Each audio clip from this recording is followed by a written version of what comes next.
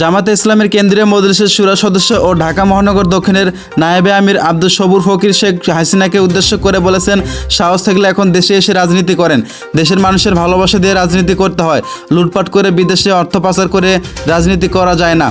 রোববার 11ই আগস্ট রাজধানীর পশ্চিম সানারপাড়া 66 নম্বর ওয়ার্ড ঢাকা দক্ষিণ সিটি কর্পোরেশন এলাকায় বৈষম্য বিরোধী ছাত্র আন্দোলনের মুর্তাজা আলী স্কুলের ছাত্র শহীদ মাহমুদুল হাসান জয়ের বাসায় জামাত নেতারা তার পরিবারের সঙ্গে সাক্ষাৎকালে এসব কথা বলেন। শহীদ মাহমুদুল হাসান জয়ের বাসায় উপস্থিত ছিলেন বৈষম্য বিরোধী ছাত্র আন্দোলনের আরও শহীদ পরিবারের সদস্যরা।